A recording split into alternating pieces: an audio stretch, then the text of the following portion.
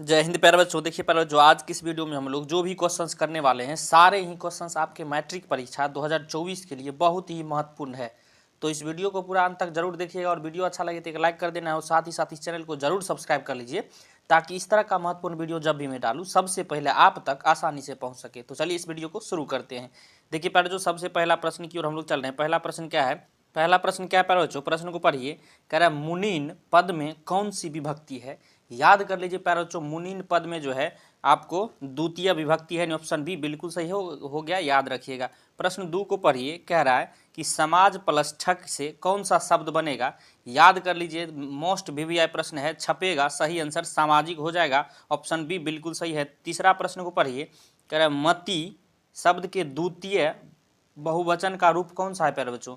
मति का द्वितीय बहुवचन क्या हो जाएगा? तो याद कर लीजिए प्यारे बच्चों, मति का द्वितीय बहुवचन मति हो जाएगा। ऑप्शन सी बिल्कुल सही है।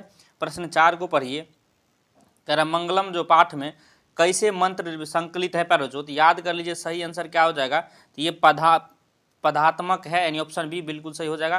प्रश्न 5 को पढ़िए। कह रहा है गोदान जो है किस संस्कार का मुख्य कर्म है?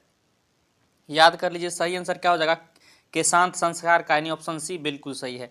प्रश्न 6 को पढ़िए। कहा जहाती किस धातु का रूप है प्यारे बच्चों? जहाती जो है किस धातु का रूप है? तो याद कर लीजिए, ये जो है हस का रूप है। प्रश्न 7 को पढ़िए। अधिकरण कारक में कौन सी विभक्ति होती है? तो याद कर लीजिए प्यारे बच्चों, इसमें जो है सप्तमी विभक्ति होती है। प्रश्न 8 को पढ़िए। कर्णस्व जो है दानवीरता पाठ के कवि कौन है प्यारे बच्चों? तो याद कर लीजिए, सही आंसर क्या हो जाएगा? भाषा है। ऑप्शन ए यहाँ बिल्कुल सही हो जाएगा, याद रखिएगा। प्रश्न 9 की ओर हम लोग चल रहे हैं। प्रश्न 9 क्या कर प्यारे बच्चों? प्रश्न को पढ़िए। कह रहा है कि गायक प्लस टाप से कौन सा शब्द बनेगा? याद कर लीजिए मेरे प्यारे बच्चों, सबसे इसका सही आंसर क्या हो जाएगा? गायिका हो जाएगा। गायक प्लस टप से गायिका बनेगा, याद रखिएगा। चलिए चलते अगले प्रश्न की। प्रश्न 10 को पढ़िए। कह रहे अर्थवेद में कितनी मंत्र दर्शनवती ऋषिकाओं का उल्लेख है प्यारे बच्चों? याद रखिएगा, सही आंसर क्या हो जाएगा? तो प्रश्न जो है ऑप्शन ए यहाँ बिल्कुल सही हो जाएगा। प्रश्न 11 को पढ़िए। कह रहा है कि नीति श्लोका पाठ किस ग्रंथ से संकलित है प्यारे बच्चों? तो याद कर लीजिए, नीति श्लोका पाठ जो है विदुर नीति से संबंधित है। ऑप्शन बी बिल्कुल सही हो जाएगा। प्रश्न 12 को पढ़िए। कह रहा मोहन ... संस्कृति पठती वाक्य के रिक्त स्थान में कौन सा पद होगा? याद कर लीजिए प्यारे बच्चों, कौन सा पद होगा? शिक्षाकांत हो जाएगा। ऑप्शन सी बिल्कुल सही है, याद रखिएगा। प्रश्न 13 को पढ़िए। कह रहा है स्वामी दयानंद का जन्म कब हुआ था? याद कर लीजिए प्यारे बच्चों, स्वामी दयानंद का जन्म जो है 1824 ईस्वी में हुआ था। ऑप्शन बी बिल्कुल सही हो जाएगा। प्रश्न 14 को पढ़िए। आलस कथा पाठ किस ग्रंथ से संग्रहित है प्यारे बच्चों? याद कर लीजिए, सही आंसर क्या हो जाएगा? पुरुष परीक्षा से। ऑप्शन बी बिल्कुल सही है।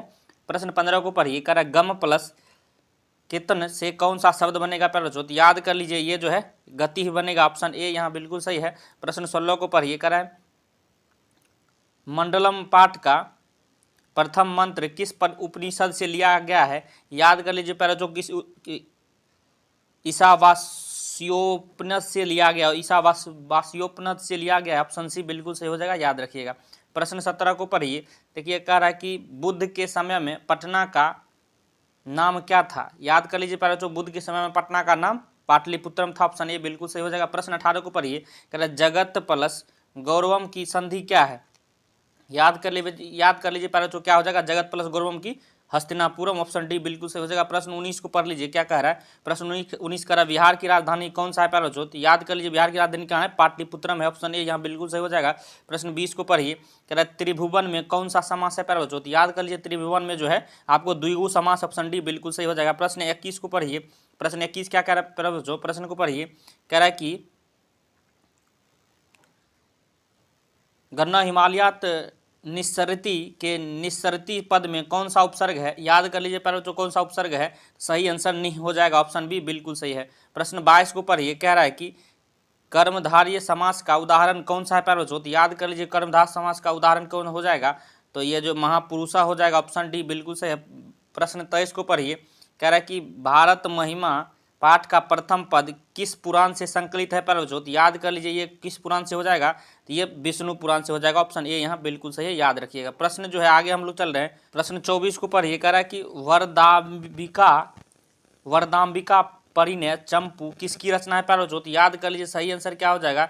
ये जो है आपको तिरुमलाम्बा का रचना है। ऑप्शन सी बिल्कुल सही है। प्रश्न 25 को पढ़िए। कह रहा है नदियाँ समुद्र में कैसी मिलती है? याद कर लीजिए प्यारे जो कैसे मिलती है? तो ये जो है नाम को छोड़कर ऑप्शन जो है ए बिल्कुल सही हो जाएगा। प्रश्न 26 को पढ़िए। लोक संस्कृत साहित्य में प्रायः कितनी कवित्रियों के पद मिलते हैं? तो याद कर लीजिए प्यारे बच्चों, सही आंसर क्या हो जाएगा? तो चत्वारिशत, ऑप्शन ए यहाँ बिल्कुल सही हो जाएगा, याद रखिएगा। प्रश्न 27 को पढ़िए। कह रहा है कि राम प्रवेश राम ने किस परीक्षा में विश्वविद्यालय में प्रथम स्थान प्राप्त किया? याद कर लीजिए प्यारे बच्चों, सही आंसर क्या हो जाएगा? तो स्नातक की परीक्षा में, ऑप्शन बी बिल्कुल सही हो जाएगा। प्रश्न 28 को पढ़िए।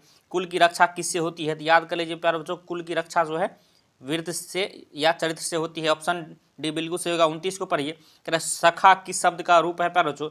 याद कर लीजिए सखा जो है आपको सखी का रूप है, ऑप्शन ए यहाँ बिल्कुल सही हो जाएगा। प्रश्न 30 को पढ़िए। कह रहा है कृतम में कौन सा प्रत्यय है प्यारे बच्चों? तो याद कर लीजिए कृतम में क्वत्व प्रत्यय है, आधा क्वत्व, यानी ऑप्शन बी बिल्कुल सही हो जाएगा, याद रखिएगा। देखिए प्यारे बच्चों, आज की इस वीडियो में हमने जो है संस्कृत के 30 बहुत ही महत्वपूर्ण ऑब्जेक्टिव प्रश्न इस वीडियो में किए हैं, जो कि आपके मैट्रिक परीक्षा 2024 के लिए बहुत ही महत्वपूर्ण है। अगर वीडियो आपको पसंद आया हो तो लाइक करिएगा, चैनल पर नए हैं सब्सक्राइब कर लीजिए, क्योंकि इस तरह का महत्वपूर्ण वीडियो आपको हमेशा मिलता रहेगा। वीडियो देखने के लिए धन्यवाद। मिलते हैं नेक्स्ट वीडियो में, तब तक के लिए जय हिंद, जय भारत।